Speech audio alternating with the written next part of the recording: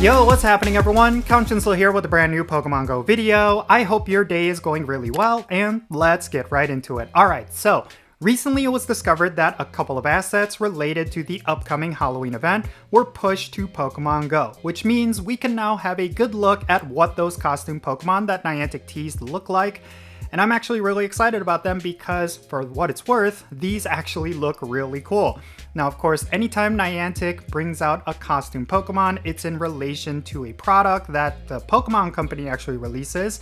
And it looks like for these Pokemon in particular, they're definitely going to draw a lot of hype. First and foremost, we have Rowlet and Froakie with a costume. I think both of these Pokemon are incredibly popular, and for a lot of players, getting the shiny versions of these Pokemon is definitely going to be a high priority. Especially for this year's Halloween, it looks like they're going to be adding a couple of costume Pokemon along with a new Gigantamax Pokemon, which is going to be Gengar. Yeah, I totally know what some of you in the comments are now saying. Yes, I finally pronounced Gigantamax correctly. I'm really bad with pronunciations when it comes to the Pokemon franchise, and for the longest time I've been calling it Gigantamax Pokemon, specifically because I've been looking at the word Giga.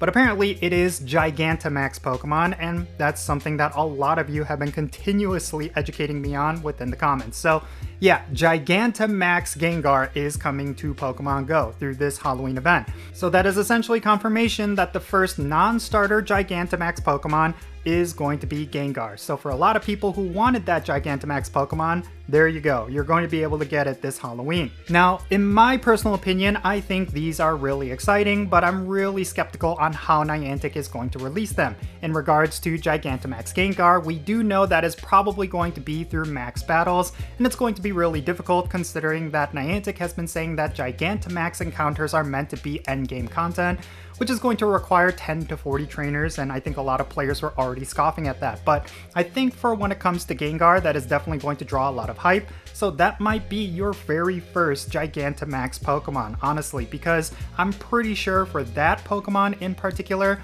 a lot of people are actually going to try out these max battles.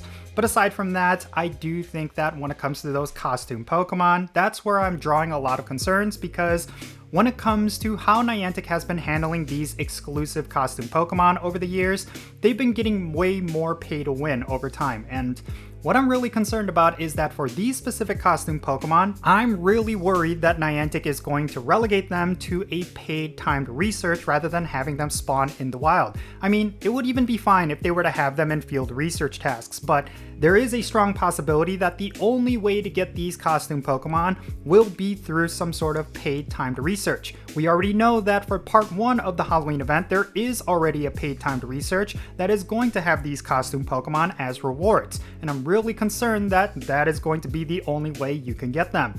If Niantic decides to do that, I think the Pokemon GO community is going to be absolutely furious, because in the past with Halloween events and with costume Pokemon, they were always a major wild spawn, and that was something that was incredibly popular. The reason for that is, of course, because if people wanted the shiny versions of these Halloween Pokemon, then all they have to do is go out and grind as hard as possible, because yeah, if you catch a whole bunch of, let's say, a Halloween hat Pikachu, then possibly you might get its shiny form, and that could definitely draw a lot of excitement. But obviously, because Niantic has been so focused on making a profit, it seems like when it comes to these special costume Pokemon, Niantic has been making some decisions here and there to have them specifically exclusive to ticket purchases, and I really do not want to see that happen this time around. I really want for these specific costume Pokemon to be wild spawns during at least part 2 of the Halloween event. If they were to include these costume Pokemon as part of a paid timed research for part 1 as some sort of early access, I'm totally okay with that, because that is essentially optional content. You do not actually have to pay for these Pokemon in order to get them. It's just something that's going to be there for people who do want to pay for them, and I think that's the best way to go, honestly. They could essentially get their cake and eat it too. They could get a lot of profit out of a lot of players who want to get these early access, but at the same time, they could keep the Pokemon GO player base happy by including them as wild spawns, especially for anyone who wants to get the shiny versions of any of these Pokemon. So yeah, I'm just waiting with bated breath because I do not know how Niantic is going to handle them. I guess over the next couple of days, we're going to get more information regarding part 2 of the Halloween event, and I'm really hoping that the good news will come that these are going to be wild spawns. If that is the case, I do think this is really exciting because some of these costume Pokemon are definitely going to be the highlight for some players' accounts, especially when it comes to Froakie and Rowlet, because they evolve into Pokemon that are actually relevant in some way with PvP and PvE content. So it's always a really cool thing when you can have a rare shiny costumed version of those relevant Pokemon. It's a great way to flex on your opponents in PvP and to show off to your friends in PvE. But yeah, it's really going to depend on how Niantic releases these Pokemon. I really do think that if Niantic goes the pay-to-win route, then a lot of players are just going to be furious with Niantic and they're going to be fed up with them.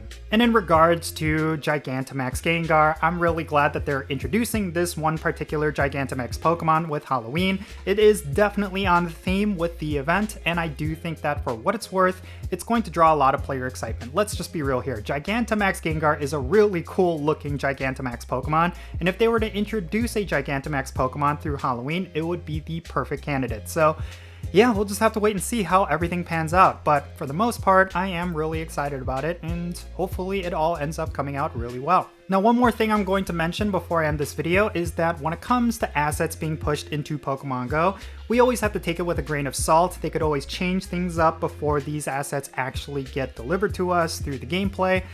And of course, in the past, we've always seen a lot of things get added into Pokemon Go on the server side, but they don't ever end up getting released the way we think they're going to get released.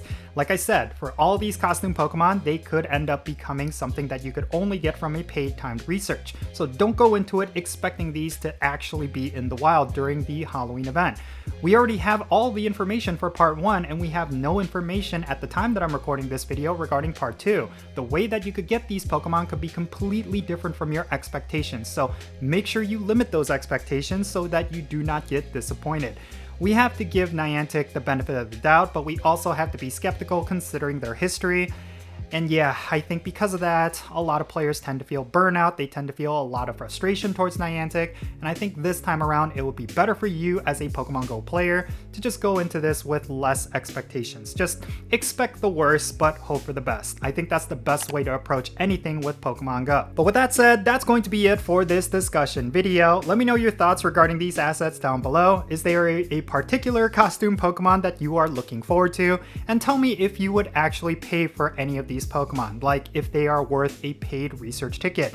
If that is the case, I would like to know your reasons why, so make sure you share them in the comments, and let's have a great discussion. Thank you so much for making it to this point in the video. I am Count Jinsula. Be safe, have fun, love yourself, and I'll catch you all later.